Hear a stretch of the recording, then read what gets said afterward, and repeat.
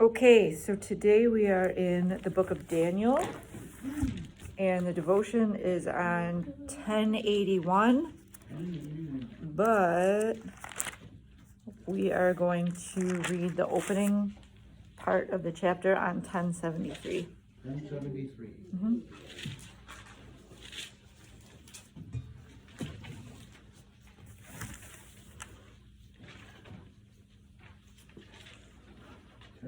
Oops. 1073. 1075. Mm-hmm. So it starts by saying, innocent bystanders often get hurt by the mistakes and sins of other people. I mean, I guess I kind of take issue with even that, because how many people are really innocent? Anyways, disasters can happen that can affect us for life, even though we are not responsible for the events that take place. When we suffer innocently or unfairly, we can recover from the problems we have inherited only by facing the reality of our situation. So we see things from within the span of time. So, like in reference to you guys talking about the seasons of struggles, and when it seems like there's a whole bunch of thorns, that's relevant to this paragraph, but God can see outside of time. And I know I've made reference to this before, that the famous painting, I think it's Monet, that is all a bunch of dots. It's not Monet, but he did the water lilies, which is similar, that when you get really close up, it just looks like a jumbled mess. So that's the way we see our lives. But God, when he sees our lives, it's from further back, and he can see the full scope of picture instead of all the little dots. So remembering that, and the word that I got when you guys were both sharing going through this season of storms and hardships is steadfast, which we were talking about before, and it's referenced in Ephesians as well. When we put on the full armor of God, it doesn't say pick up your sword and start charging forward. It says to stand.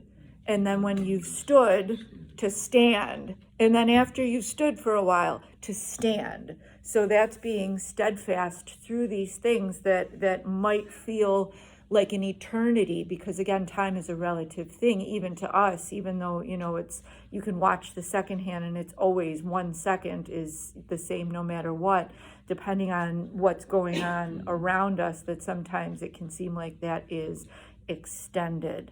So recognizing that there's nothing that happens in this world that God's not aware of. And Romans 8:28 says he works all of it together for our good, not only for his glory, because of course he's always going to get the glory, but he works it together for our good because we love him and we're called according to his purpose. Again, in Ephesians, it says that he has laid out good works for us to do throughout our whole lifetime. That's not just one good work that you're born, you do your good work, and then you're useless to God. He has a continuous set of these good works to do. And that's why, I would charge anybody, myself included, that when I'm going through the storms and when I'm going through the wilderness or the desert seasons of my life, to, instead of looking at my surroundings like Peter did when he's looking at these waves coming and things, to keep my eyes focused on Jesus and remember that he has good works for me. And again, it says that he will make a table amidst our enemies. So instead of looking around at my enemies, seeing all these people coming around me, I'm saying, Lord, where's my table? I know you set a table here for me. I know that you have a beautiful meal set out for me amidst all of this nonsense, because none of that matters. You're what matters. I'm focused on you, not on that. So I don't know where that came from, but all right. Daniel and his friends were innocent bystanders. They suffered exile to Babylon because of Judah's prolonged disobedience to God. So that's what all the minor prophets talk about. Every one of the minor prophets is saying, quit your idolatry and continue to live, a decent life. But they didn't. And so as a whole, all of Israel was taken into captivity by Babylon. And as it says, Daniel and then Shadrach, Meshach, and Abednego were not part of the rebellion. They were living upright lives and following the Lord. They weren't participating in the idolatry. But the next sentence, I think, is key here. But they did not remain victims. And that goes to the saying that I like is, things don't happen to us, they happen for us. And even things, again, that I might look at and say, this sucks, this is painful, I don't want to do this, to recognize that the Lord is orchestrating whatever that is for my good. And again, instead of focusing on the pain and what hurts, focusing on, I can't wait to see how you're going to use this, Lord. So, and that's a choice that we get to make each and every day, and in each and every circumstance that's a thorn or something that can be challenging for us, is, do we want to live in a state of victimhood, or do we want to live as victors in the Lord? Because the battle is his and he's already won. So if we're in him, then we've already won. So it's the difference between moving from a place of uncertainty versus moving from a place of knowing that we're victorious, knowing that whatever this thing is that I'm coming up against, that I'm going to be victorious. So, and it says, with courage and faith in God, they faced the reality of their exile and lived successfully, even by Babylonian standards.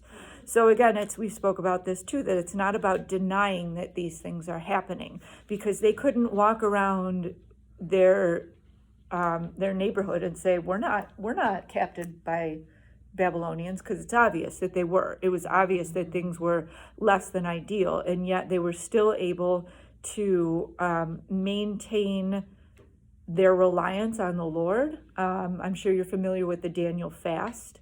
That's based on this book here, and Jared was saying he doesn't know how I'm going to keep this down to a suitable time, and I don't know either, but I'll do my best. That when he was taken into captivity, that the higher ups within the king's guard, within like the army and things, recognized that there was something about these gentlemen that was different. So they were treated differently, and they were asked to participate in things, but they said that they would not eat what they were eating. So that's something that I have later in the study, but I might as well mention it now, that they were living in Babylon, but they did not subscribe to the culture norms. So just because everybody else was doing it, they said, no, we're not going to do it.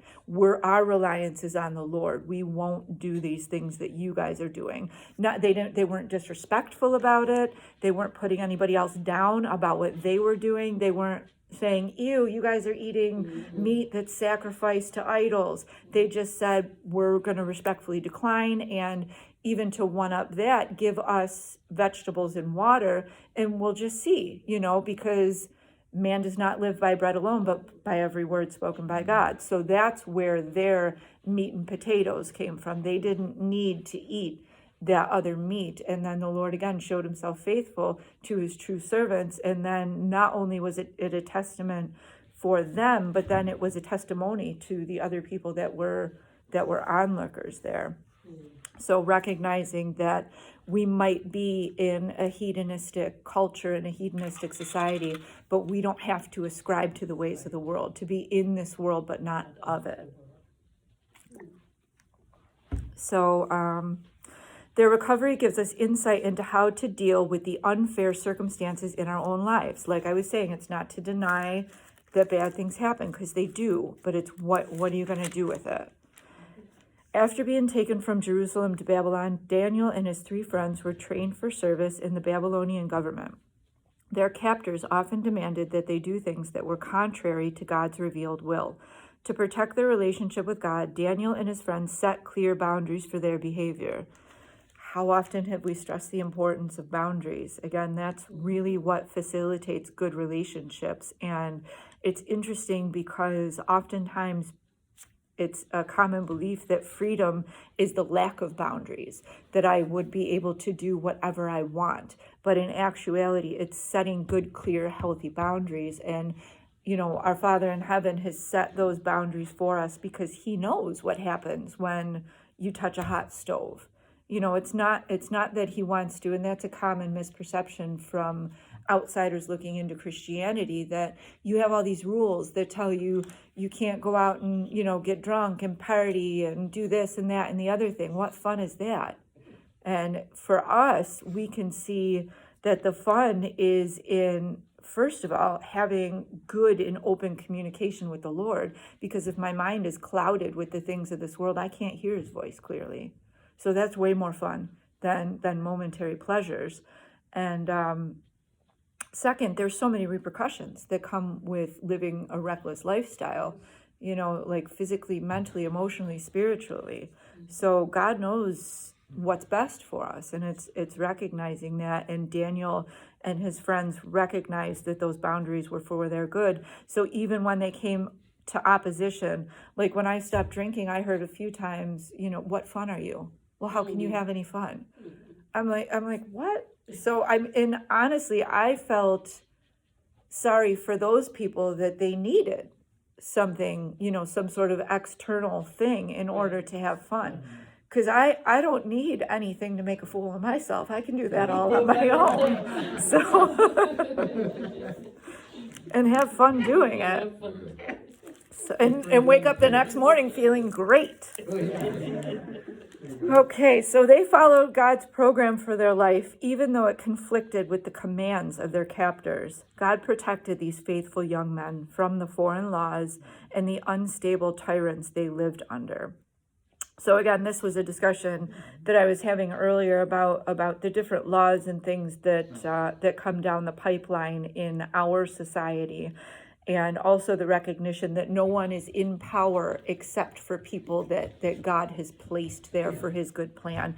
Even when we get to our study and start reading about King Nebuchadnezzar, that he was placed there for God's command, even though he made up laws and rules and regulations that were directly in opposition to the word of the Lord.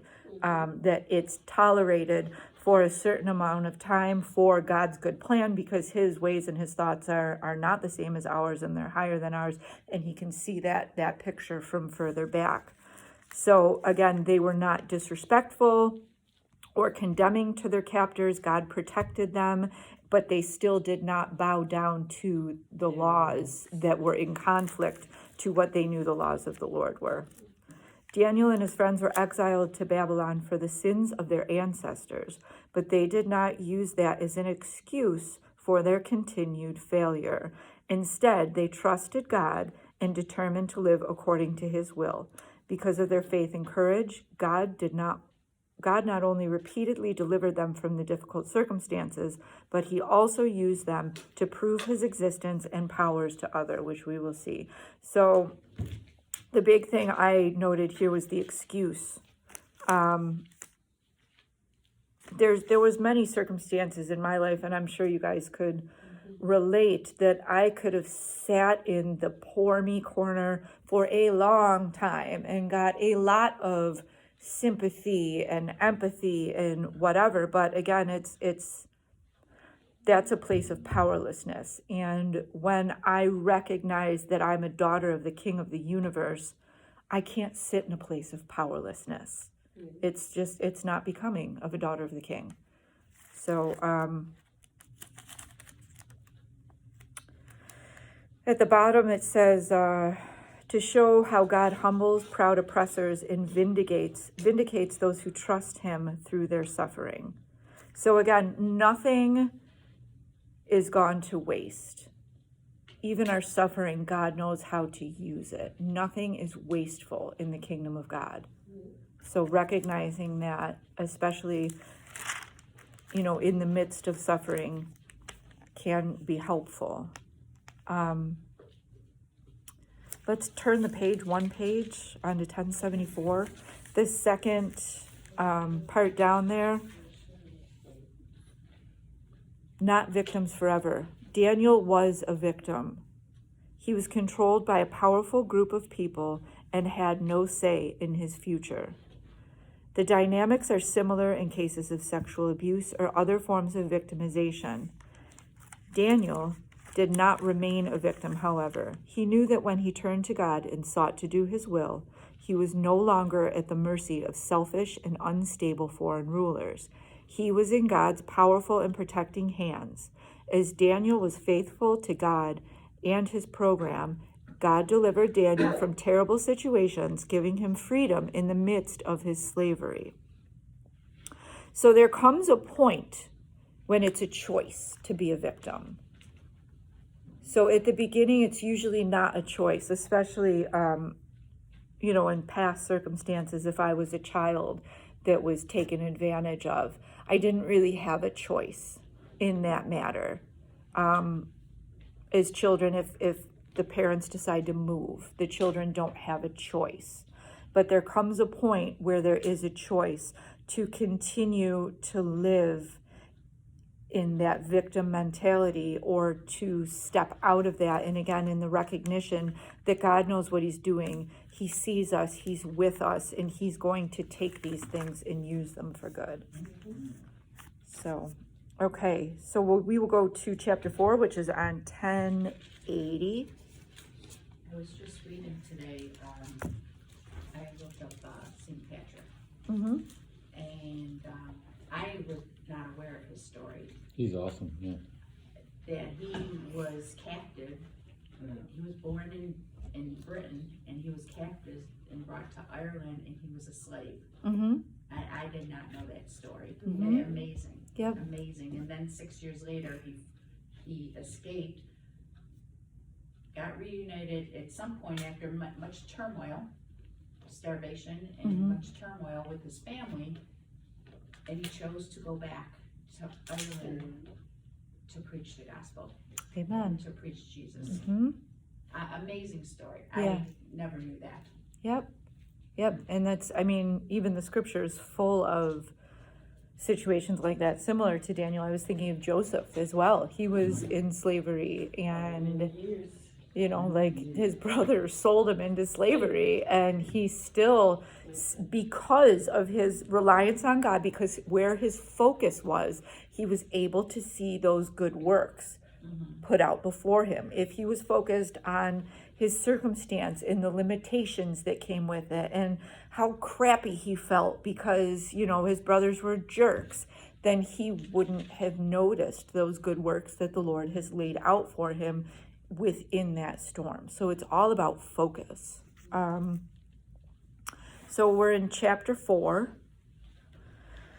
And the title is Nebuchadnezzar's Dream About a Tree. King Nebuchadnezzar sent this message to the people of every race and nation and language throughout the world. Peace and prosperity to you. I want you all to know about the miraculous signs and wonders of the Most High God has performed for me. How great are his signs, how powerful his wonders. His kingdom will last forever, his rule throughout all generations. Oh, let me take a sidestep here. So this is directly after the situation with Shadrach, Meshach, and Abednego in the fire. I know we mentioned that before, that Nebuchadnezzar built the people there, they didn't like Shadrach, Meshach, and Abednego because they thought that they were given favor. So they knew that they were praying to the God of Israel, and they said to Nebuchadnezzar to build a golden statue, and anytime this music went off, they were supposed to bow to this statue, and they would not do it because that was idol worship. So the penalty for not bowing to the statue was death.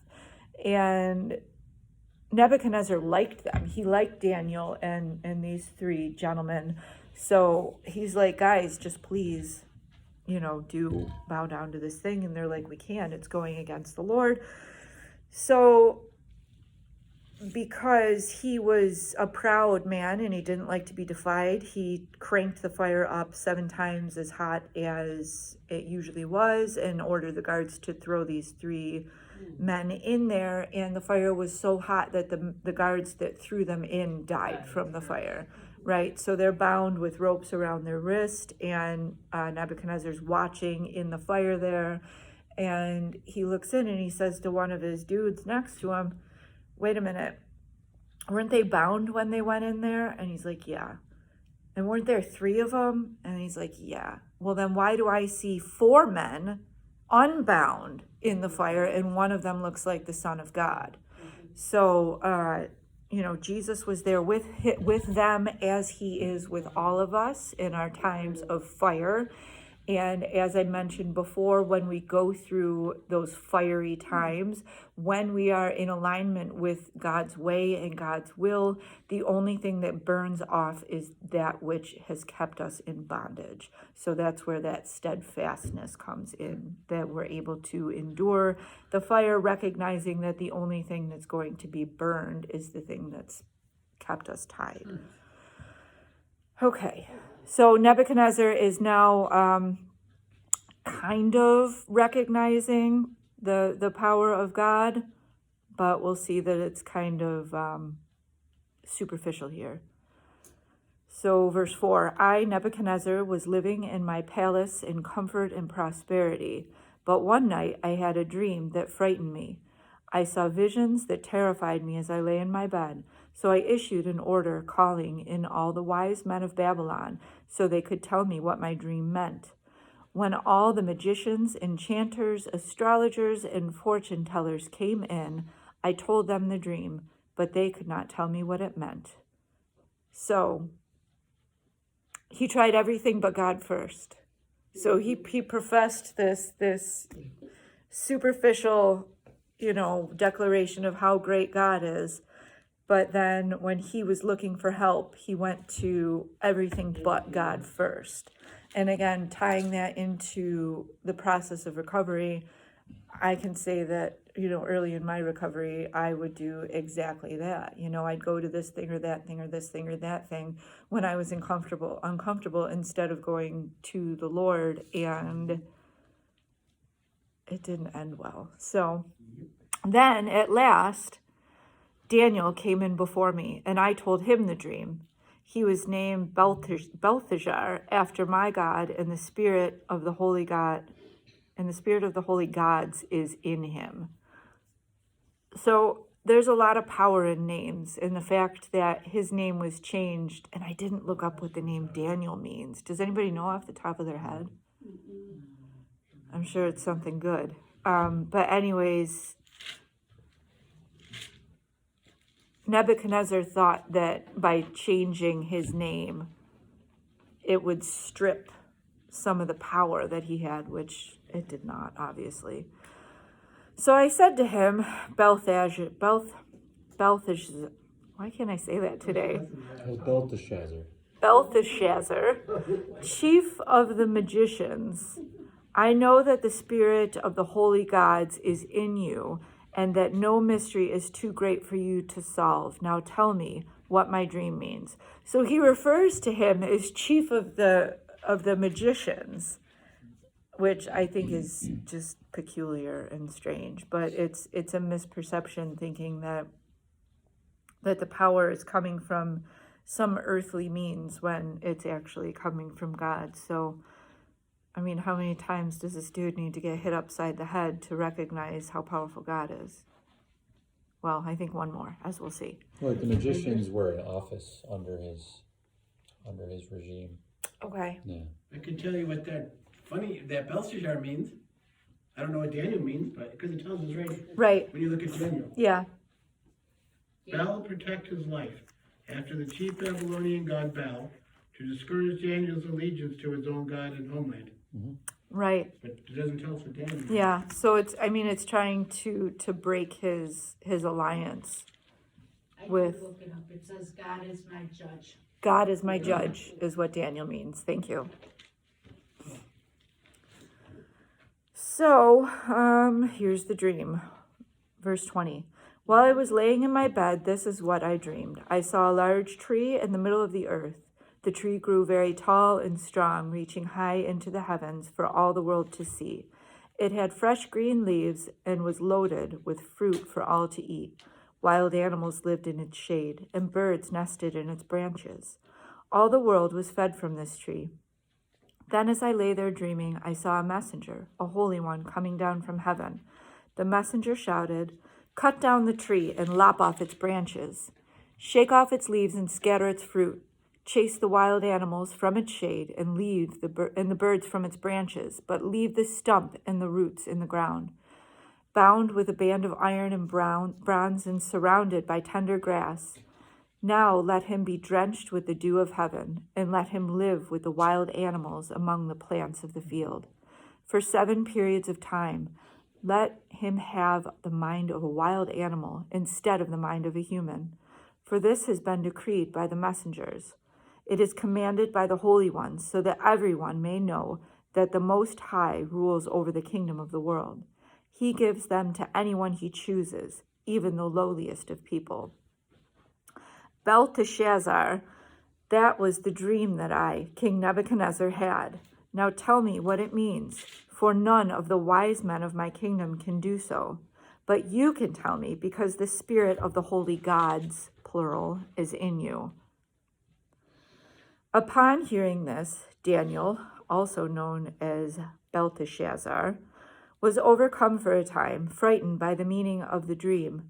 Then the king said to him, "Belteshazzar, don't be alarmed by the dream and what it means." Belteshazzar replied, "I wish the events foreshadowed in this dream would happen to your enemies, my lord, and not to you." So I find that interesting because he was his captor, but still he didn't wish any ill on him. And that's another common theme throughout the Bible. And then also, is it the Sermon on the Mount, where Jesus says for the masters to be kind to the slaves and the slaves to, do the work for their masters as if unto the Lord. So, and that came up in a book that I'm reading also, that there's some contention about the fact that Jesus did not denounce slavery in his time here. And one of the main reasons that this person was saying why that was not done is because of the practice of Jubilee, and also the fact that a lot of people sold themselves into slavery. Like they would come into some kind of a debt, and in order to repay that debt, they would sell themselves into slavery, and it was more like a bondservant sort of thing. That when right, yeah, when the debt was paid, then they were released from that. Or every 7 years, the Jubilee would take place, and the debts would be forgiven, and the people, would be freed. So, kind of to interject something. I heard somewhere too that the word slave, and maybe it has to do with kind of what you were discussing, the kind of indentured servant kind of arrangement, where they weren't really just slaves per se, but that they, a lot of times the term also related to like employees or right. Lifelong kind of, or for a certain period of time. So I guess that would depend on the arrangement that those people had with the employer. But it wasn't necessarily the way we look at it, the slave, right, from an American standpoint. Yeah. Yes, very different. So my grandmother was an indentured servant in Poland, and she ended up marrying their son. Oh wow. And then they came to America, and he abandoned her. And then she met my grandfather. Wow. So she and my uncle Chester was of a different father, and then the 3 other children were of my grandfather. But my grandfather took, because this was back in the 19s, he took Chester because he was a baby, as his own. Wow. Yeah. So you're right, it doesn't necessarily mean, but And I mean, a lot of times they were treated well. I know, I can't remember exactly what it was, but I remember there was another study that we were doing that involved someone that was a servant or a slave to somebody, and they were very grateful for that person, and similar thing, like they didn't want anything negative to befall them because there was a positive relationship there. So recognizing that Daniel, even though Nebuchadnezzar, was doing all this weird stuff and continues to do weird stuff throughout the whole thing. And I don't even know if it's necessarily malicious, because he's listening to his advisors when they told him to build that statue. And then when Daniel ends up in the lion's den, it's because he didn't adhere to a law that I can't even remember exactly what it was. It's been so long since I should probably read this whole book. I know you know. Yeah, so he wasn't allowed to pray or exalt anything else other than the king for Right. a certain period of time. Right. And it was his custom to do it like multiple times a day towards Right. the Lord. Yeah. And so he's like, well, I'm not going to abandon praying to the real God of the Right. universe. And he opened his windows when he went to pray so that everyone could see him. Right. Yeah. That, and then also when Nebuchadnezzar put him in the lion's den, he was up all night worried about him, because he Was liked him. Was it Nebuchadnezzar or was it the next guy, like Darius or something? Oh, I'm not sure. Yeah. In the lion's den with Darius. Okay. That's in chapter 6. Yep, but again, he was Yeah. sad about it. He didn't want to throw him in the lion's den. But again, it's the law. It's living by the law that, if someone breaks the law, you have to, even if you don't want to. But praise the Lord, the law is gone. And now we live under grace. Thank you, Jesus. So, verse 20. The tree you saw was growing very tall and strong, reaching high into the heavens for all the world to see. It had fresh green leaves and was loaded with fruit for all to eat. Wild animals lived in its shade, and birds nested in its branches. That tree, your majesty, is you, for you have grown strong and great. Your greatness reaches up to heaven, and your rule to the ends of the earth. Then you saw a messenger, a holy one, coming down from heaven, and saying, "Cut down the tree and destroy it, but leave the stump and the roots in the ground, bound with a band of iron and bronze and surrounded by tender grass. Let him be drenched with the dew of heaven. Let him live with the animals of the field for 7 periods of time." This is what the dream means, your majesty, and what the Most High has declared will happen to my lord the king. You will be driven from human society, and you will live in the fields with the wild animals. You will eat grass like a cow, and you will be drenched with the dew of heaven. 7 periods of time will pass while you live this way, until you learn the Most High rules over the kingdoms of the world and gives them to anyone he chooses. But the stump and roots of the tree were left in the ground. This means that you will receive your kingdom back again when you have learned that heaven rules. King Nebuchadnezzar, please accept my advice. Stop sinning and do what is right. Break from your wicked past and be merciful to the poor. Perhaps then you will continue to prosper. So that reminded me that that's what Jesus would say when he would forgive someone and heal someone. He would say, "Go forth and sin no more." So now that you recognize that the sin has led to this consequence, you have the ability to say, okay, I'm not going to do that thing anymore. And that's what repentance is. It's turning from here to here. So it's not, laying down and crying, "I'm so sorry, please forgive me." It's, oh, I was doing it this way. God wants me to do it that way. Let me turn my whole self and do it this way. So that's what Daniel is calling Nebuchadnezzar to do, and what Jesus called people to do in his time. But all these things did happen to King Nebuchadnezzar. 12 months later, he was taking a walk on the flat roof of the royal palace in Babylon, and he looked out across the city and said, "Look at this great city of Babylon. By my own mighty power, I have built this beautiful city as my royal residence to display my majestic splendor." So, pride cometh before destruction, and haughtiness before the fall. While these words were still in his mouth, a voice called down from heaven, "O King Nebuchadnezzar, this message is for you. You are no longer ruler of this kingdom. You will be driven from human society. You will live in the fields with the wild animals. You will eat grass like a cow. 7 periods of time will pass while you live this way until you learn that the Most High rules over the kingdoms of the world and gives them to anyone he chooses. That same hour the judgment was fulfilled, and Nebuchadnezzar was driven from human society. He ate grass like a cow, and he was drenched with the dew of heaven. He lived this way until his hair was as long as eagle's feathers, and his nails were like bird's claws. So I'd like to add, like, this chapter was actually written like by Nebuchadnezzar himself, and it says this, I believe, at the beginning. Yeah, like in verse 1 of chapter 4, and like he posted it like throughout the world after these events, like to tell everyone like the testimony. So like chapter 4 of Daniel, I guess, like technically is the only part of the Bible we believe that was written by like a non-Jewish person. It's good. So like he narrated all this, I guess. Mm-hmm. So 34. After this time had passed, I, Nebuchadnezzar, looked up to heaven.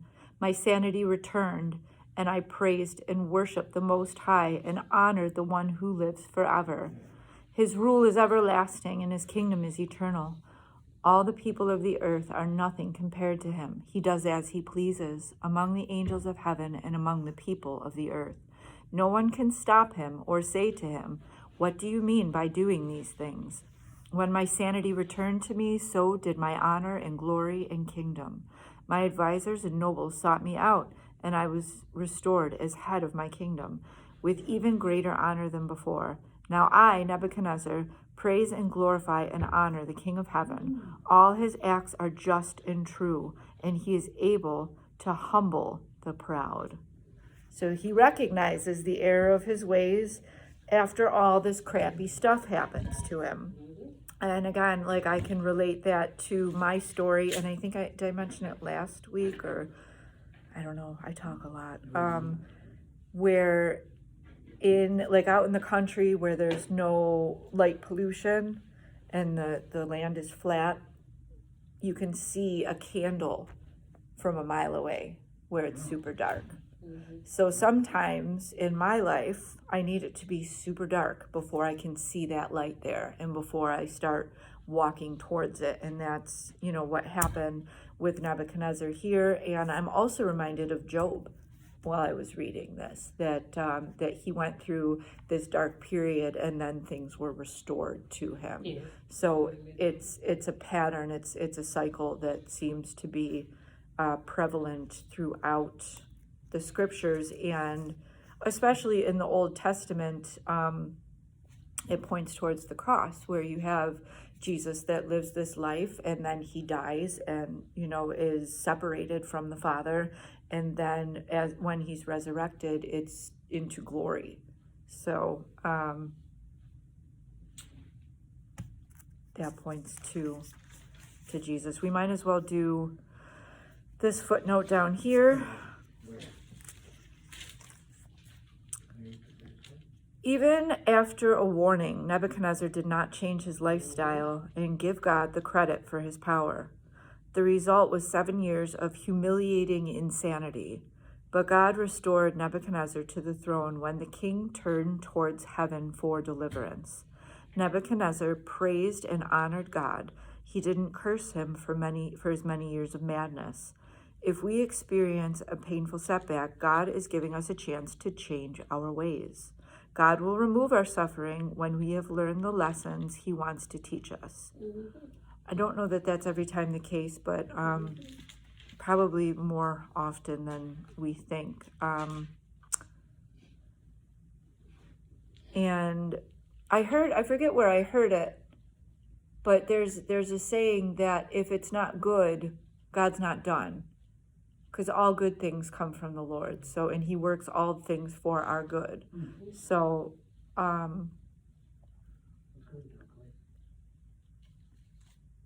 Yeah, it's and another important thing is God didn't he didn't curse God for his many years of madness, and that's again a similar thing with the book of Job, where Job wished that he had never been born, but he never once cursed God, even when his wife told him to. So that's a powerful thing also. Back on 1080. Sorry, Facebook or whatever, not Facebook, YouTube world.